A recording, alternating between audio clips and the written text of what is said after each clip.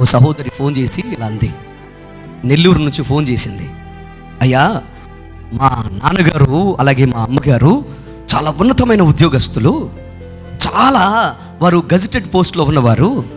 కానీ నేను చదువుకుంటున్న ఇంజనీరింగ్ కాలేజీలో ఒక వ్యక్తి నన్ను ప్రేమించానని చెప్పి, నన్ను ప్రేమించాడని నమ్మబలికి నన్ను ఎంతో బాగా చూసుకుంటానని చెప్తే ఆ వ్యక్తిని నమ్మి వెళ్ళిపోయానండి. నేను వెళ్ళిపోతే ఆ వ్యక్తితో నేను ఒక 2 పిల్లల కన్న తర్వాత అతడు ఏం చేశాడు తెలుసా?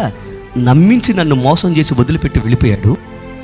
2 పిల్లల్ని పెట్టుకొని అటు ఇంటికి వెళ్ళలేక, అటు నేను వెళ్ళి ఉద్యోగాన్ని చేయడానికి అవకాశం లేక, పిల్లల్ని ఏం చేయాలో అర్థం కాని దయనీయ స్థితిలో ఉండి నేను నా జీవితాన్ని నేను బ్రతకలేని స్థితిలో ఉన్నానండి.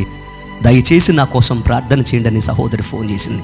ఎందుకనంటే ఒక వాక్యం విని, యూట్యూబ్లో ఒక వాక్యం విని, దేవుడు నా జీవితంలో ఒక దారి చూపిస్తాడు, మరలా ఏదో రకంగా నా కన్నవారైనా నాకు ఆశ్రయం కల్పిస్తారనే బాధతో, అయ్యా మీకు గనక దేవుడు బయలుపరిస్తే నేను ఇంటికి వెళ్ళడానికి నా ఇంటి ముందు నిలబడాలనుకుంటున్నాను, ప్రార్థన చేసి చెప్తారా అని అడిగింది.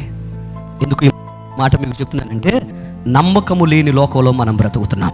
చెప్పండి, ఎక్కడ? నమ్మకము లేని లోకంలో బ్రతుకుతున్నాం. గొప్ప భక్తుడు ఇలా అన్నాడు, నీ మీద నమ్మకం నీకు లేని సమయంలో, ఏంటంటే నీ మీద నీకు నమ్మకం లేని సమయంలో, నీ మీద నీకు నమ్మకం లేని సమయంలో కూడా నిన్ను నమ్మదగిన వాడే, నిన్ను నమ్మేవాడే నా యేసయ్య అన్నాడు. చెప్పలు కొడి వేగరగా దేవుని నామాన్ని కనపరచాలి. ఎప్పుడు చెప్పండి, ఎప్పుడు? నీ మీద నీకు నమ్మకం లేని సమయంలో నిన్ను పరిపూర్ణంగా నమ్మేవాడు ఎవరో చెప్పాలి బిగ్గరగా.